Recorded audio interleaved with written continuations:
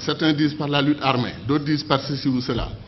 Mais les États-Unis d'Amérique, la Fédération indienne, la Fédération brésilienne, vous croyez que le président Barack Obama ose donner des instructions à l'État de Texas? Il ne peut pas. L'État de Texas est un État souverain à l'intérieur d'une fédération. Ils ont leur constitution. Ils ont accepté de mutualiser avec le reste de l'Amérique un certain nombre de domaines de compétences. Terminé. Obama n'ose pas toucher aux lois internes de l'État de Texas. Les Mormons dans l'Utah, ils ont leur système de gouvernance. New York est l'État libéral, Californie ultra-libéral. Des États conservateurs, des États qui n'ont rien à voir dans leur philosophie, vivent ensemble et gagnent ensemble au plan économique et constituent la Fédération des États-Unis d'Amérique. Donc quel est notre problème, nous, Africains? Le panafricanisme doit être clair sur une question. Le panafricanisme n'est pas une unité des États noirs. Un Cheikh Anta montrait que les Arabes, 3 Arabes sur 5 sont des Africains aujourd'hui. L'héritage du peuple arabe doit être réclamé par l'Afrique plus que tout autre continent. Donc de ce point de vue, l'unité arabo-africaine devrait être une réalité en Afrique. Les États-Unis d'Afrique devaient concerner tout le continent africain.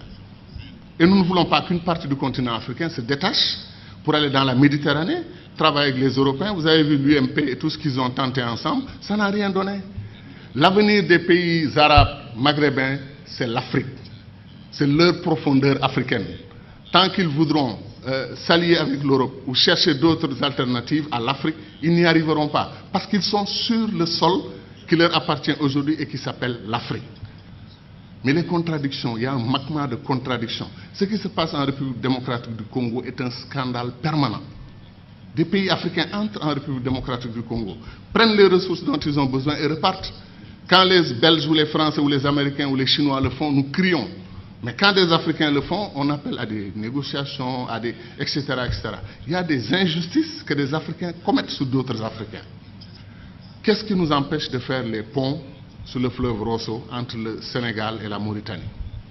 Qu'est-ce qui nous empêche de faire le pont sur le fleuve Gambie pour donner une continuité territoriale au Sénégal, régler le problème de la Casamance? C'est pour dire que les doctrines d'intégration que nous avons choisies, après 50 ans, comme on est c'est le jour de l'anniversaire, on dit notre bonheur pour ce qui a été fait, mais disons aussi notre préoccupation pour ce qui n'a pas été fait. Kourouma, depuis 1958, dit que le barrage de Dinga au Congo peut donner de l'électricité à toute l'Afrique, régler le problème de l'énergie. L'Afrique pourra même exporter de l'énergie. On n'a pas commencé 1 centimètre du barrage de Dinga. On nous dit que le barrage de Swapiti en Guinée peut donner de l'énergie à toute l'Afrique de l'Ouest. Où en est le projet? C'est-à-dire des choses simples qu'on pouvait faire et qu'on n'arrive pas encore à faire. Pour aller en Afrique centrale, moi, je fais 4 jours. 1 jour de voyage, 1 ou 2 jours pour régler les affaires que je veux faire là-bas. Après, c'est la bataille pour le retour. La dernière fois, je suis allé à Douala. Air Sénégal a annulé son vol. Je suis resté 6 heures à l'aéroport. Et après, on m'a dit que non, Air Sénégal n'a pas tout à fait annulé. Ils arrivent. On prend 2 avions et on dit qu'on a une compagnie aérienne. 2 avions, ou 2 avions et demi, parce qu'après on a un petit dash qui tourne les hélices, etc.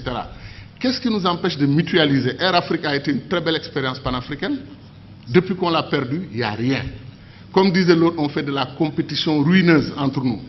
Un pays africain refuse de prendre votre offre pour exploiter son pétrole, votre offre de 10%, il refuse. Vous traversez la frontière, un autre pays africain vous ouvre les bras, venez prendre. Pourquoi nous faisons des choses comme ça? Donc ce que nous disons, ce n'est pas de la théorie. Contrairement à le sentiment de certains amis dans la salle qui ont pensé que nous, on voulait faire un saut, un puissant saut vers le passé. Non, on veut faire un saut vers l'avenir. On veut accélérer l'histoire de ce continent parce qu'on peut le faire. Tout est à volonté d'homme. C'est les hommes et les femmes qui décident.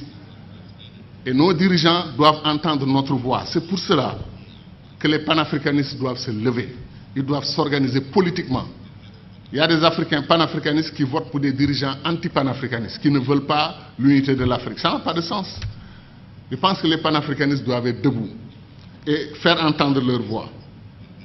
Et je termine en disant encore une fois que moi je crois en l'Afrique, et je sais que ceux qui sont dans cette salle croient en l'Afrique. Ce qui me désole le plus, c'est que si on faisait un concours de ceux qui aiment l'Afrique, qui croient au potentiel de l'Afrique, il y a des chances que les Chinois, les Américains, les Brésiliens viennent avant nous autres Africains. Parce que ces gens connaissent. Ils savent ce qui se passe en Afrique. Ils savent que l'avenir du monde, Sarkozy, malgré la critique qu'il nous a faite ici, qui ne correspond pas du tout à l'histoire, qui est totalement fausse, que nous ne sommes pas assez entrés dans l'histoire. C'est nous qui avons créé l'histoire. C'est chez nous, en Égypte, que l'histoire a commencé. Et ça, j'y crois profondément. Pendant, comme disait Chantal, eux, l'Europe, ils étaient dans la barbarie. Mais Sarkozy, qu'est-ce qu'il a dit? L'avenir du monde se joue en Afrique. Il est important de nouer des alliances avec les Africains dès maintenant. Bien qu'il ne l'ait pas fait côté immigration. Mais je veux dire que c'est ça. L'avenir du monde se joue chez nous. On semble être les derniers à en être conscients. L'or, le diamant, le pétrole, chaque jour que Dieu fait, un pays africain se découvre pays pétrolier. Il y a des pays comme le Mozambique vers la Tanzanie, on découvre qu'ils ont des réserves d'or et des réserves de pétrole et de gaz supérieures aux réserves du Koweït. Vous vous rendez compte? L'Afrique est un don de Dieu. Est-ce que les Africains en sont conscients? C'est ça la question. Merci.